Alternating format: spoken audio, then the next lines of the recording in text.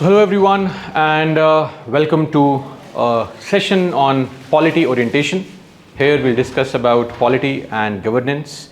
Now before we begin our discussion on any such orientation for any subject, there are a couple of things that you have to understand. See, the first thing that you need to know before you move on to discussing any subject is, of course, the importance of the subject. Second thing we need to understand is the syllabus, and of course third thing is something we'll come to know shortly, right? So before we begin, first up we have the GS paper 2, which comprises of 4 different aspects. The first one, of course, is polity and constitution. Then we have, of course, governance, then social justice and international relations, right? So today our cause of concern is going to be polity and constitution and governance. So this is a part of your GS paper 2 in your main examination. Now see, coming to this importance of any subject. Now how do we judge or assess the importance of any subject in UPSC? So the importance can simply be assessed by understanding understanding one very key important factor. How many questions are being asked from that particular subject? I mean, you spend say 80-100 hours studying a certain topic, but then if no question or one question comes in the main examination, then the cost benefit is not very good. So we need to also look into how many questions are being asked from any topic to establish whether the topic is actually important or not. So this is a pictorial representation of how many questions have come from polity only as far as prelims exam is concerned. So we know very well in the prelims how many questions do we have? We have 100 questions. Each question how many marks? 2 marks. This means ultimately the paper worth 200 marks, right? Now when this paper of 200 marks is something that comes in front of you, you always feel what is the required number of marks I need to get to clear the exam or clear the cutoff.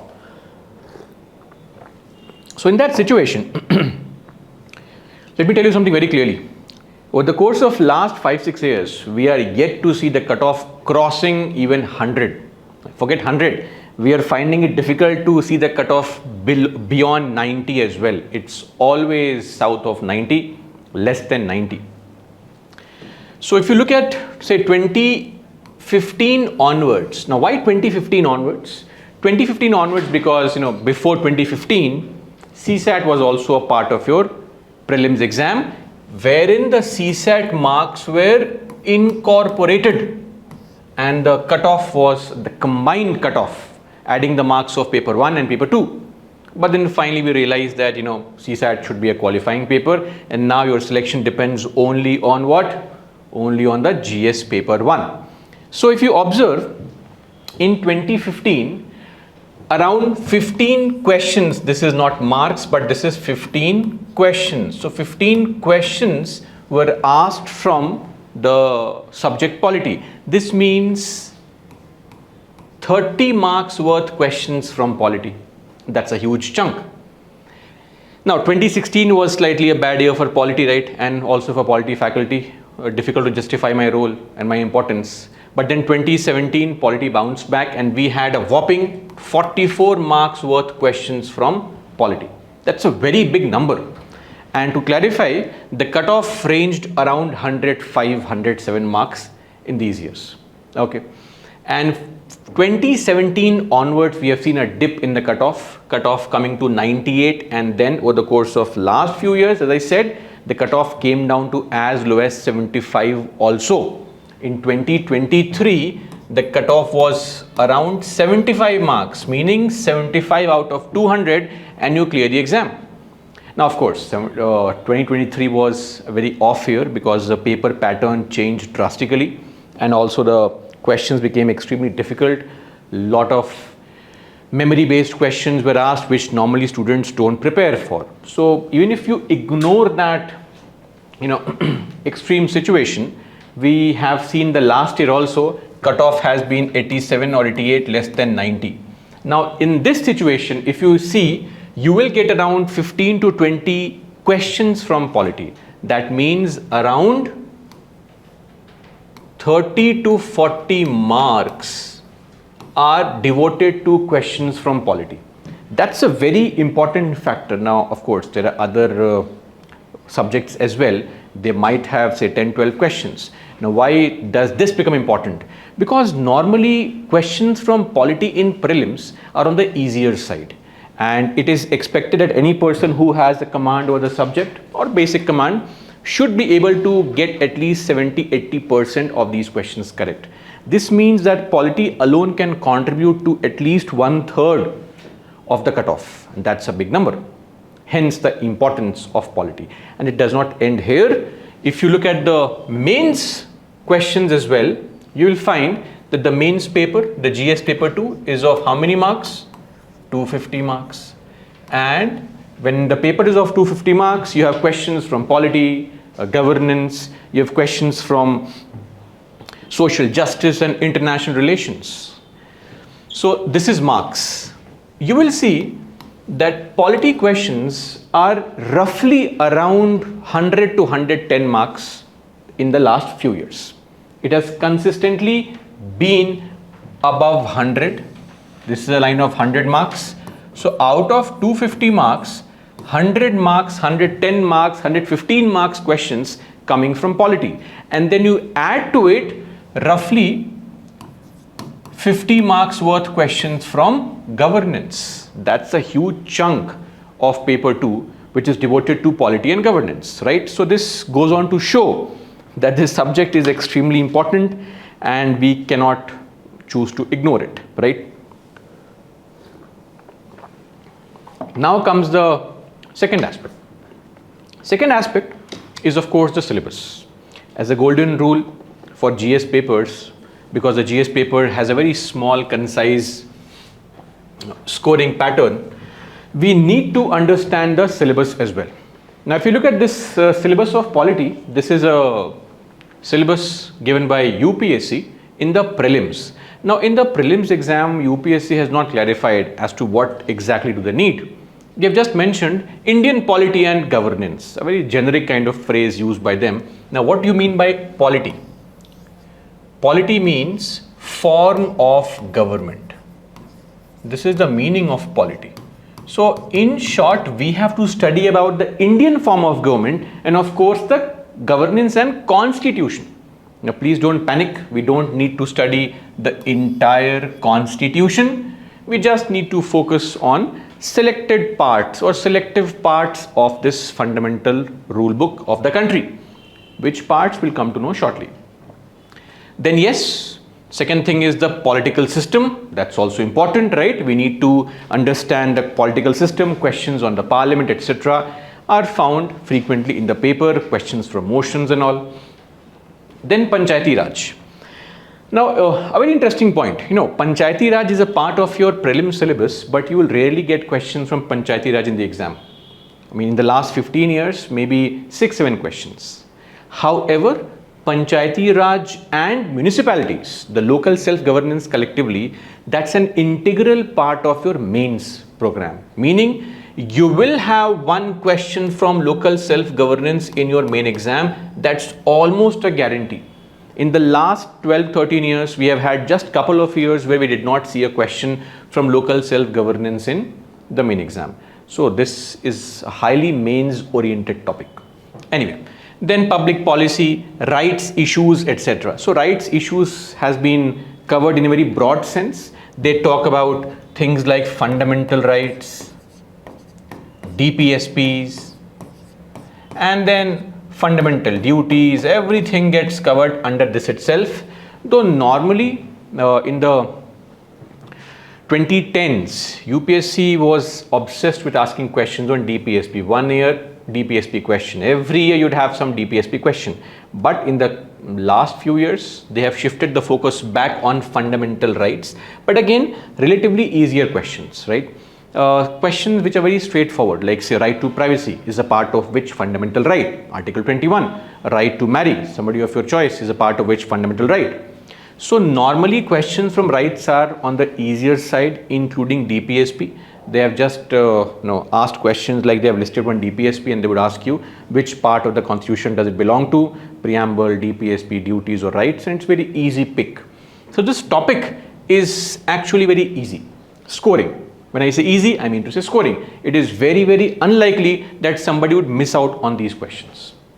But then one very major concern that people might have is that it does not clarify as to what is the expectation by UPSC. Now, if you want to further understand the needs of the exam, a better way would be to go through the main syllabus. Now, main syllabus is what is actually important, and it clarifies what is the expectation of UPSC in the exam or from the innocent aspirants, right? So, first up, they talk about Indian Constitution. When I say Indian Constitution, they talk about the historical underpinnings and the evolution, how this rule book came into being, all those councils acts, all those Government of India Act 1935, all that nonsense that you see is something that needs to be covered here, though rarely asked but mentioned. And then they talk about the features of the Indian Constitution. Like this rule book that we are going to study is the largest, it's the bulkiest rule book across the globe. Indian Constitution is the largest amongst all the countries. In fact, the rule book has around 1.2 lakh words. That's the largest. If you compare it to, say, a country like UK or USA, maybe US Constitution has under 8,000 words. Your one GS paper has 4,000 words. The entire US Constitution is nothing but 2 GS papers for an aspirant, right? So yes, features like these, like India has a parliamentary form of government, it has a secular kind of polity, all these things are features of the Constitution. And then amendments, modifications. So this rule book, as you all know, is called a living document. What is meant by living document? A living document is any document which has scope for growth. When I say growth, I mean to say amendments, modifications. So Indian Constitution is organic in nature. It allows for changes, keeping in touch with the changing realities, the changing social realities, cultural realities, economic realities, etc. So amendments. Of course, we have had so far 106 amendments. Not all amendments are important. In fact, most of them are just cosmetic in nature, right? Maybe something as simple as extending the reservation for SCs and STs and extending the nomination for Anglo-Indians every 10 years. These are very cosmetic changes. But yes, some of those amendments are very important, like those landmark amendments.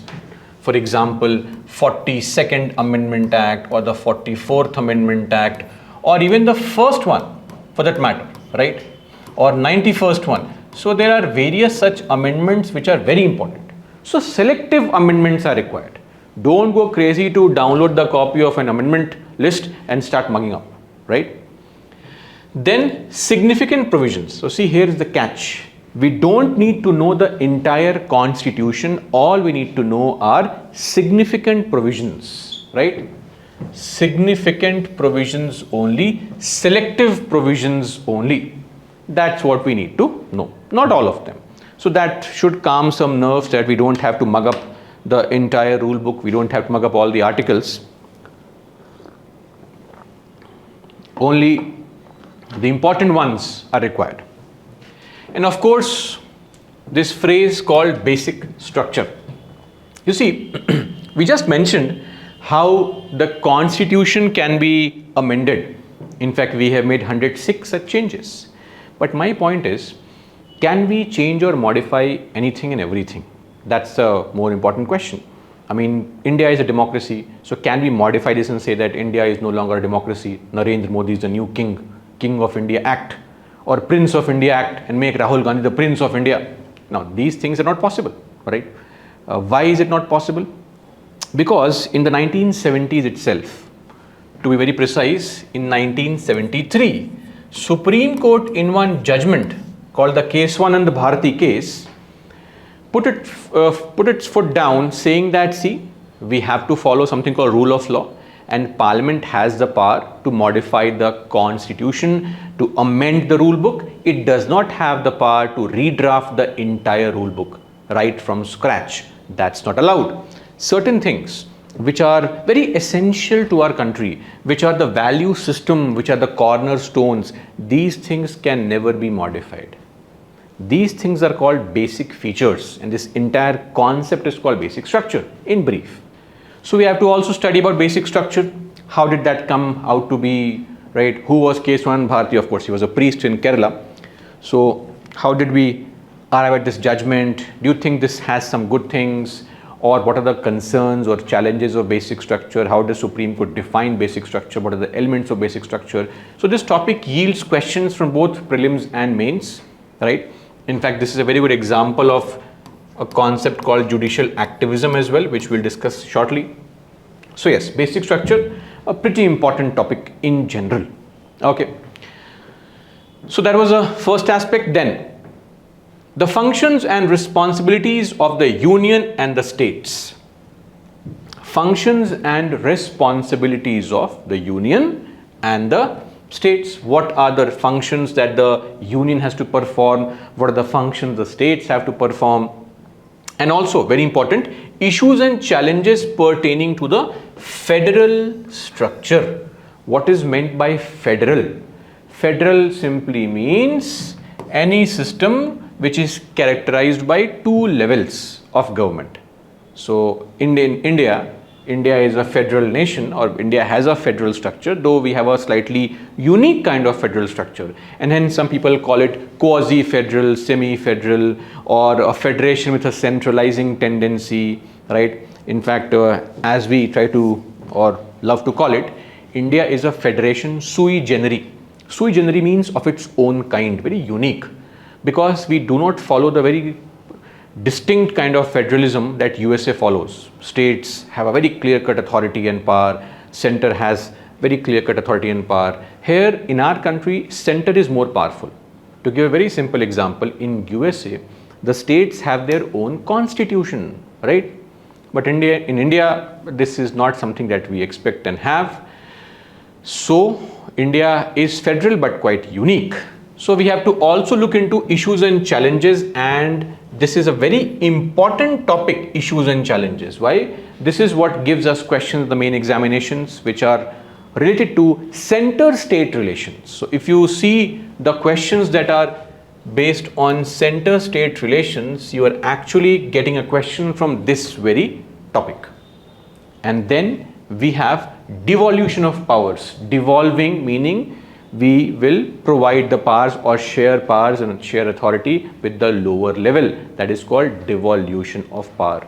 So devolution of powers, and not just power, also finances, money, to what? Up to the local levels. So when I say local levels, I mean to say local self-governance, which is panchayats as well as municipalities. So as I said, very, very important as a topic, and local levels and also challenges therein. So devolution of powers and finances up to local levels and challenges therein. So what are the challenges that the local bodies are facing? Something as simple as, we have been hearing of this challenge called 3 Fs. So panchayats and municipalities face lack of functions, lack of funds, and lack of trained staff, meaning functionaries. Funds, functions, functionaries. There are numerous other challenges, like something that we have always known and we have heard of is the concept of Sarpanchpati, right? So some more such challenges once we discuss these in detail. But yes, as I said, extremely important as a topic, because you will get one question from this topic in the main examination. Okay. Then separation of powers between various organs. So we have 3 organs we know very well, L, E and J. We talk about the separation of powers between these 3 organs. So what do we mean by separation of powers? Every such organ has been given a designated role to perform. Okay, and we ensure separation of powers and no or minimum overlap. Why? So that we can ensure a system of checks and balances. And this is again an extremely important topic for our exam and life in general. Why? Because this gives you the concept of judicial activism. What is meant by judicial activism? See, when other organs fail to perform their task, when the legislature is unable to perform its tasks properly, when the government, the executive, fails to live up to the expectations of people, then the judiciary has to step in. Now, some of us might feel that judiciary's task is not to interfere in the functioning of the legislature or the executive. But sadly, since they did not perform their tasks properly, somebody had to, and that's the reason why the courts need to interfere. And from here we get all these concepts of judicial activism, judicial overreach, judicial adventurism, even something as simple as PILs, public interest litigations. They're nothing but an extension of activism, where the courts accept petitions from any party who is not directly impacted in public interest. And we, again, as I said here, we will have a question from this topic. In the last 6-7 years, almost every year, one question, either from activism or PILs or judicial independence, accountability, one question from this topic is almost a certainty. Okay, so again, a very important topic for our exam. Moving on, we have the parliament and the state legislatures. So the structure of the parliament, the two houses, etc. How are the elections conducted in the Lok Sabha? How are the elections conducted in the Rajya Sabha? All such things. And also their functioning, conduct of business. How is business conducted in the house? You know, we have various types of motions in the house. No confidence motion, right? Trust vote, adjournment motion, all these. And you will see questions being asked on a regular basis in prelims as well from this topic. And then, you know, the concept of various kind of proceedings like question hour, 0 hour in the parliament. So all these aspects are things that we need to cover. And then the powers of our parliament, including the powers of speaker, right? We have seen questions from speaker, the independence of speaker, the important role of speaker. So yes, again an important topic. And then the privileges extended to our MPs, including a very special privilege called Article 105. What is this privilege? This is the privilege where any MP has comprehensive right to speak or vote on any issue or topic in any direction. So whatever you speak or any kind of vote you give in the house, you will not be held liable in any court of law. That gives you the unfettered, unrestricted, unlimited freedom of speech in the country, right? And that's one reason you see a lot of these politicians, they refrain from making statements in open public. They choose to make statements against their opposition or against other leaders in the house. Why? Because in the house they enjoy this parliamentary privilege where whatever stupid thing you say, you can't be held guilty in the court. No court case of defamation can be filed against you. That's the beauty of it, right? And then of course issues arising out of these. So sometimes we see questions being asked from parliament, especially questions related to anti-defection law or questions in general on, you know, how the parliament is able to ensure accountability of executive, or even something as simple as the parliamentary committees. Have the parliamentary committees performed their tasks effectively or not? What's the structure of parliamentary committees, right? We have also seen questions on, you know, why are debates declining in the country? So various questions have been asked. So we can expect one-off question from this topic as well. And yes, questions in the prelims exam also.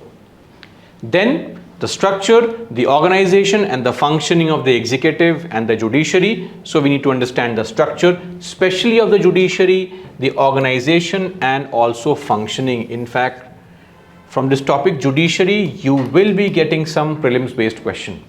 Very basic questions on small nuances of removal of judges, ad hoc judges, etc. Right? Though questions on the structure and organization of the ministries has not been asked really. It was asked once in 2014 and that was again on the size of cabinet. But the judiciary becomes important. So either you treat concepts of judicial independence etc. under this topic or you treat them under this topic. Anyway, questions from judiciary are important. In fact, we also finally saw a question on the collegium system, right, which was the expectation of all the aspirants for years and years. Finally, UPSC obliged this year and a question on collegium was also asked. As far as the structure of government is concerned, we have had questions now and then, maybe a question on the vice president thrown in, right? But again, that largely comes under this because a question on VP expecting you to elaborate on the role of VP as the presiding officer of Rajya Sabha means the question is from this topic. And we've had questions on again the importance of Attorney General of India, right? This fellow, he is also the part of Union Executive, right? That's there. Now, in our country, every 5 years, we have something called what? Elections, and that is how you can change the government. So what you can do is you can, every 5 years, look at the candidate who is contesting elections, go through their past history, criminal cases, their performance, their contribution, and then go to the polling booth and press the button based on caste and religion, based on development, right? So that's what you can do. Now, to govern the conduct of elections in the country, we have two laws. The law is named RPA, Representation of People's Act. One is of 1950, the smaller one which deals with constituencies, which deals with voters and who are the eligible voters, etc. The RPA 1951 is the more important RPA. In fact, from this RPA we have seen questions continuously in the exam, in the main exam. This year also a question from corrupt practices. In fact, RPA 51, even though it has over 150 sections, but one such chapter, chapter 3 of this, which relates to disqualification of our MPs or disqualification from contesting elections, that is by far the closest to UPSC's heart. They are just obsessed with that particular topic. And yet somehow our innocent aspirants fail to mug up those sections. Those sections starting from section 8 till section 11 are extremely important. 8, 8A, 9, 9A, 10, 10A and 11. And of course, let's not forget a section 11A, which relates to corrupt practice and voting right disqualification, which is related to largely 1950 RP, but still is placed in RP 51, right? So again, a very important topic. So if we have to go through RPA, we should focus on 51 first, and also especially the third chapter, which contains these sections, meaning disqualification of our legislators or disqualification of candidates from contesting elections. That's the core idea. Anyway, then the appointment to various constitutional posts. So we have so many constitutional bodies like the very independent ECI. We have bodies like the Commission for Scheduled Castes, Commission for Scheduled Tribes, etc. So again, we need to understand the functions, the appointment, removal, such things, and also the powers, functions and responsibilities of various such bodies. Beyond that, statutory, regulatory and various quasi or quasi, both pronunciations are okay. What is meant by quasi or quasi? It means semi, partial. So bodies which are not judiciary but they look and appear like judiciary, meaning they perform almost the exact same functions, I would say, or similar functions that judiciary performs. A very good example of this is tribunals. Though the word tribunals has been there since the advent of this constitution, but actual effective creation of tribunals was added in 1976, and finally we had the creation of the tribunals since 1985. Though we did have tribunals like ITAT, in fact Income Tax Appellate Tribunal is the oldest tribunal in the country. But anyway, so yes, again important. In the recent time, UPSC has just lost interest in tribunals, but 2018-19 period, 2016, 17, 18, 19 period, UPSC used to ask one question from tribunals every year. In fact, they have gone to such a level that they have asked a question, what are quasi-judicial bodies? Definition of such things as well. And of course, statutory and regulatory and various others. Statutory means what? Statutory comes from the word statute. STATUTE. Statute simply means law. Law. What is statute? Law. It's a synonym for law. If you want to keep things simple, call it law. If you want to confuse others, call it statute. It does not really matter. So statutory bodies meaning legal bodies. In fact, this topic primarily falls under governance, which we'll discuss shortly. So this is a syllabus for polity, Indian polity for GS paper 2, and that should now clarify on the expectations that you might have on what things need to be studied. So now let's look at the syllabus of governance as well. So as far as governance is concerned, we have firstly important aspects of governance. So the idea of governance, the idea of good governance, what exactly is good governance, how do we define it, and then the concept that this government has brought in, the slogan called minimum government, maximum governance. So what the hell does this mean anyway, right? So all these things would be covered under important aspects of governance. Then transparency and accountability, right?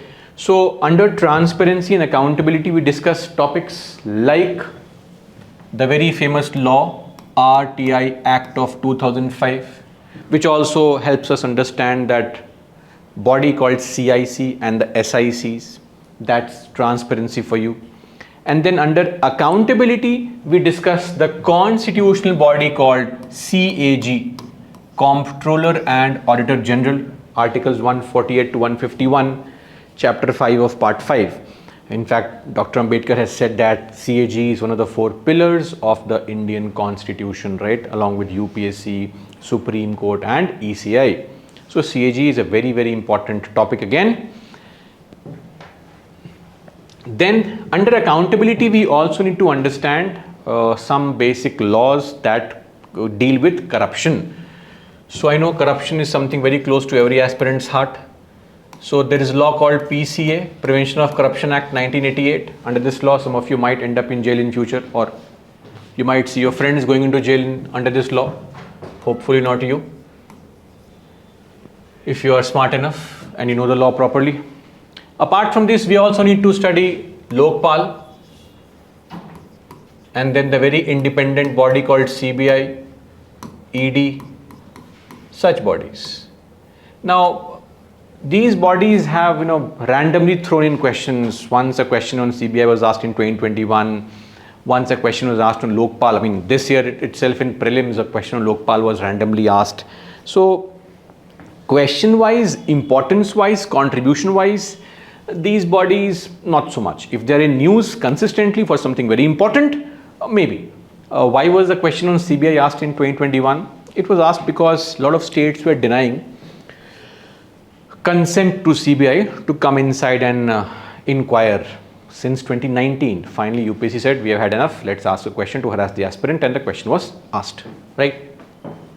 Then, of course, e-governance, electronic governance. You know how India is becoming digital India, so we all have to have mobile phones, I'm sure. So some of you have already purchased a new iPhone. Okay, I hope you have purchased it through cash or EMIs by not selling your body parts and organs. That's more important. So, e-governance, we need to understand this also. Very important as a topic, because again, UPSC's favorite topic from governance is e-governance, right? It could be something as simple as explaining e-governance, importance of e-governance, models of e-governance. So e-governance, its application, its various models, the success, limitations, potential, etc. In short, e-governance, various models, what are the challenges and limitations, and what are the steps that can be taken to enhance the quality of services. That's the idea, right? And then a topic which is a part of accountability, citizens charters. So all those who have PUBAD as their option would know what is citizens charters. For others, once you study governance, you'll get to know what is citizens charter. Very, very important topic once in 5 years. So UPSC every 5 years wakes up from slumber and sleep and asks a question from citizens charter.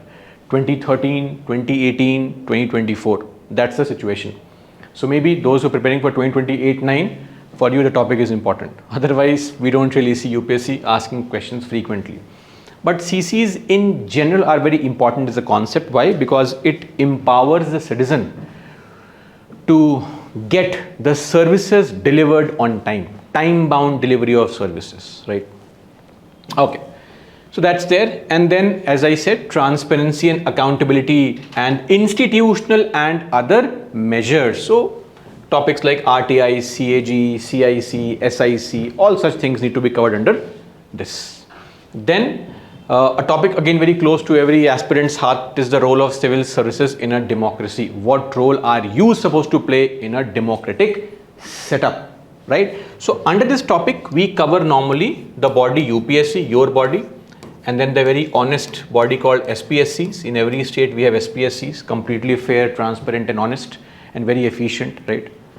The SPSCs. We also need to cover under this all India services. So we have currently 3 all India services: the administrative service IAS, which every aspirant wants to be a part of, then the IPS, Indian Police Service, where all those who want to take revenge from somebody want to be a part of, and then the Indian Forest Service, not foreign but forest, Jungle Seva, because foreign service is a part of central government service, right? So why do we have all India services? What is the importance of AIS? Why do states have a problem with AIS, etc. will be covered. And then finally, role of civil services in a democracy. What role are you expected to play? Not just the top civil servants, the entire gamut of civil servants, meaning right from the Safai Karmachari to the cabinet secretary. What role are you expected to play in a democracy? Maybe the role of neutrality, the role of effectiveness, the role of transparency, the role of responsiveness, citizen-centric administration, right? Impersonality, all such aspects. But then questions primarily are asked from one step beyond that, and that is reform. Again, in most cases, questions are asked from reform. And since UPSC is very efficient in placing questions, in this exam, that is the mains exam which was held recently, they asked a question from civil services in paper 1, right? GS paper 1, which is very silly, but that's UPSC for you. It does not really matter whether they ask in paper 1 or paper 2 or paper 4 or whatever. But the question from this topic again is almost a certainty in the exam. Every once in 2 years, you will get a question from this topic. Extremely important. And finally, we have, once you know everything, then we have the comparison of the Indian constitutional scheme with that of other countries. So of course, we don't have to go crazy. Don't purchase the constitution of all the countries. We don't have to study the constitution of South Sudan and Libya and Uganda, but primarily 3 countries only. One is USA. Why? Because USA follows presidential form of government. UK, which follows what? Which follows something that we follow, parliamentary form of government, but with a monarchy, right? And France, which follows what? A dual executive, which is semi-presidential, wherein the president is also powerful, the PM is also powerful. It is just that their tasks are segregated. Okay, so that's it. We are done with our discussion on the syllabus, and I said that 3 things are important as far as the preparation of the exam is concerned. The very first thing, as we saw, was the importance of the subject. Second thing, of course, was the syllabus, which we have seen. To just summarize on the syllabus part, what exactly needs to be covered in the simplest of form. You have to cover the constitution, important aspects only. You have to cover some very important statutes. Important statutes meaning important laws.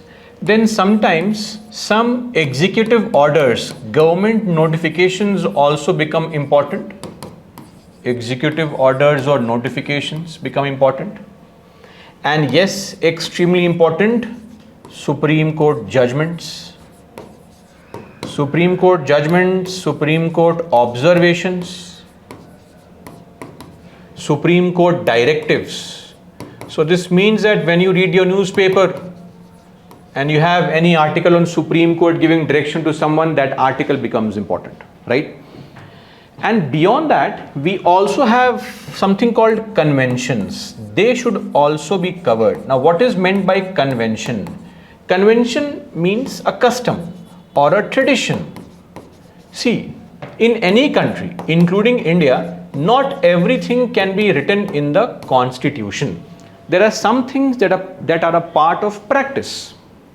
For example, if you look at this very interesting concept, in every state we have this person called governor. Now, if you look at the governor's qualification, who is qualified to be a governor? Article 157 says 2 qualifications. You have to be a citizen of India and you have to be of the age of 35 or above. That's it. There is no other qualification mentioned in the constitution. But if you look at the governor of your state or any state you belong to, the governor is always an outsider. He or she never belongs to the same state. Why is that so? Of course, because an outsider will have no interest in local politics and he or she will not interfere in the CM's activities. This is not mentioned anywhere, but this practice is always followed. An outsider is always appointed as the governor.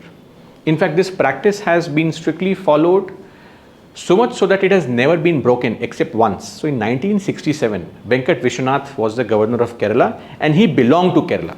Even though he served his entire life in MP as an IAS officer, but then he was from Kerala and he became the governor of Kerala. That's the only incident or instance which we know where this custom was broken. So it's a custom, but still very strictly followed. Or maybe a custom that the speaker should belong to the ruling party, the deputy speaker should belong to the opposition party, or a very unique custom. Money bills will be introduced only by a minister. You must be shocked by now that yes, money bills must be introduced by ministers only. But where is that mentioned? It is not mentioned anywhere. Neither under Article 109 nor under the Lok Sabha rules. It is just a practice, right? So, customs. We need to know these kind of customs and conventions also for our exam. Okay, that's it. Now finally, we come to the third aspect. As I said, what is that third aspect? So the third aspect is very clear. You would also want to know what is that magical book list. If I could study just those books and clear the exam, that would be amazing, right?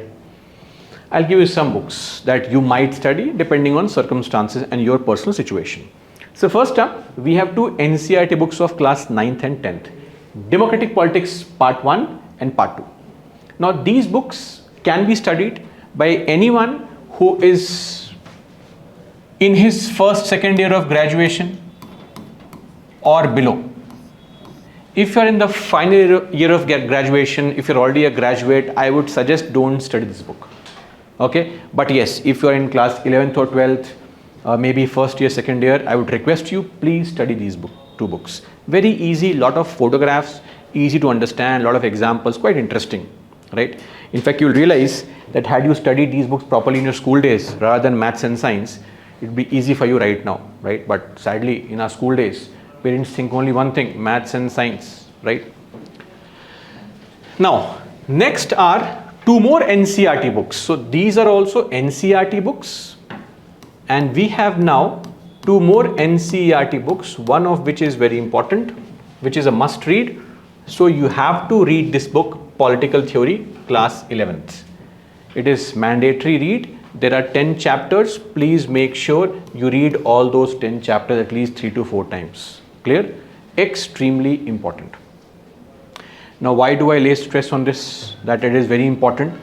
Please have a look at this question that was asked in 2019. You know, since 2014, since this government has come to power, we have constantly been raising concerns on this aspect that secularism is under threat, it has gone down the drain, etc. But UPSC asks an exactly opposite question. It says, forget all those things being discussed in the media. You tell me, what can countries like France learn from the Indian Constitution's approach to secularism? Not what is the problem, but what is great about Indian secularism, right? And not just this. In 2024, they asked one more question. Does India as a secular state and discuss India as a secular state and compare with the secular principles of the US Constitution? See, USA and France, they are both representatives of the Western model of secularism. Okay? Now, for any informed aspirant who had studied the political theory book properly, chapter 8 deals with secularism. And that chapter deals with this very difference between Indian model of secularism and the Western model of secularism, right? So if you had only read chapter 8, you would have come to know that this answer was straight in front of you. But sadly, you just ignore the NCERTs, and that is something that, you know, makes you suffer in the exam, right? Anyway, so this book is a must read. Now this is again optional, though when you study polity, this is what you will be covering in way more detail. So for someone who finds polity very difficult and challenging, for somebody who sees all these things as complicated, you can start with this and then move on to the class notes or Lakshmikant, etc., whatever. So this could be a nice base for anyone, right? So this reading is optional. But yes, those who are in their 11th, 12th, first year, second year, third year, they must read this book. Okay.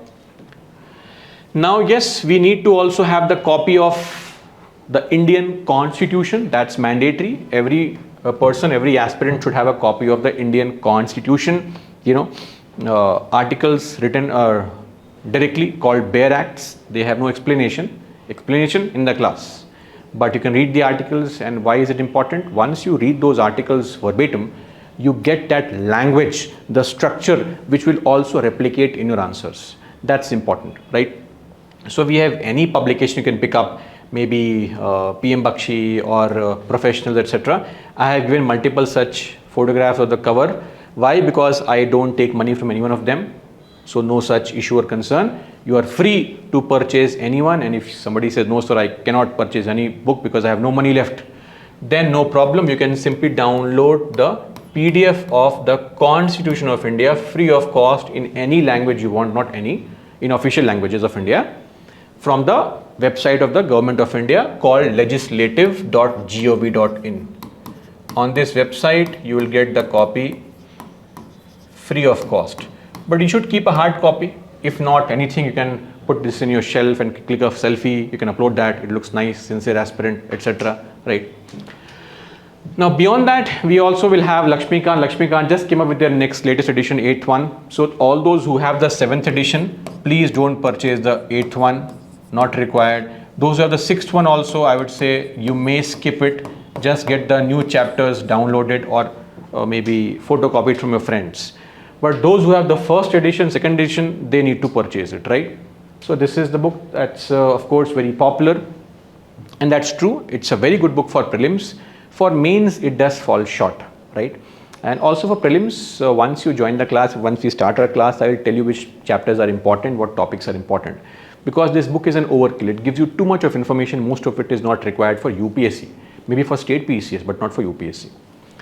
So that's it. This is the book list, and that is all that is required. Now just look at this very interesting question that was asked a few years back in the prelims exam. With reference to Gucci, sometimes mentioned in the news, consider the following statements. Gucci is a fungus. It grows in some Himalayan forest areas. It is commercially cultivated in the Himalayan foothills of northeastern India. Now you would say, sir, why this question? It does not even relate to polity. Of course. But just look at the Instagram handle here.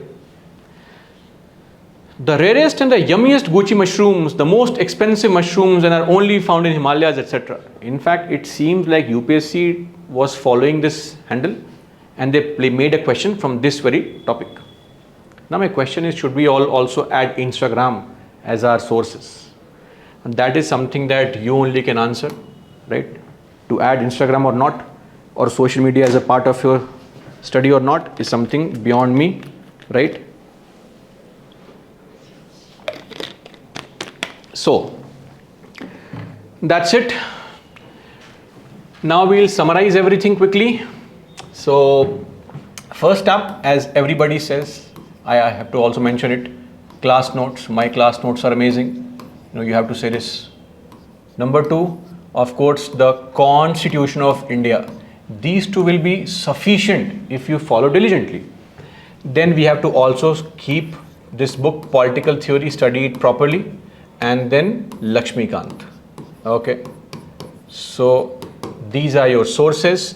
Beyond that, I hope you understand that current affairs are important, not too crazy for it, but yes, we need to understand the context. For current affairs, three things. Number one, please read the newspaper. I hope you know what is this thing called newspaper, right? It comes every day, but you try to read this on Sunday, postpone it to reading on Sunday. That Sunday never comes. So newspaper, either Indian Express or the Hindu, both have the same kind of structure of news, not the new Indian Express, Indian Express, right? So I would prefer you read the Indian Express. But if you have already paid the subscription for Hindu, or your heart and soul is devoted towards the Hindu, no problem. Both are almost equally good, right? Yes, just don't choose papers like the Times of India, etc. Those are great newspapers, fun to read, but not meant for the exam, right? They might tell you by eating tomatoes you become fair, or maybe which actor had a relationship with which actress and all, but not for the exam. After exam, Times of India. Before exam, any of these. Okay. Second thing is, of course, a monthly magazine. Any coaching institute's monthly magazine is good. You can follow anything. They all have the same kind of source, newspapers, PIB, etc. Important. And number three, please read, if you're not reading already, Yojana and Kurukshetra. Not the entire magazine because it's very cheap, but just the gist of this magazine. Gist meaning summary. So please download, you can just search for it, Gist of Yojana. This is a monthly magazine. So Gist of Yojana, August 25. You'll have hundreds of coaching institutes giving you material on that. Please follow this diligently. This will not only help you in paper 2, but paper 1 as well, paper 3 as well, paper 4 as well, essay also.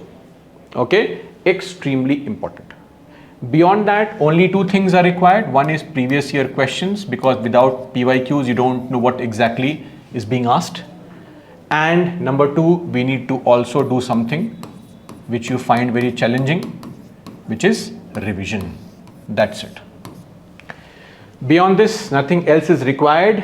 If you can follow all these things properly, it'll be great. If not, then what do we do, right? So that's it. See, I have been saying this and you also know all these things. Despite me saying all this, you, I'm sure, are going to go crazy for new kind of notes in the market. Something new comes up every year, every day, every week. You want to save it, download it. Don't waste your time. Just focus on class notes, standard books, etc. And that is going to be sufficient, right? Okay, with this, we come to an end of our discussion on this orientation of polity and governance. If you have any questions, feel free to ask me now, or else we'll end our session. Questions, please.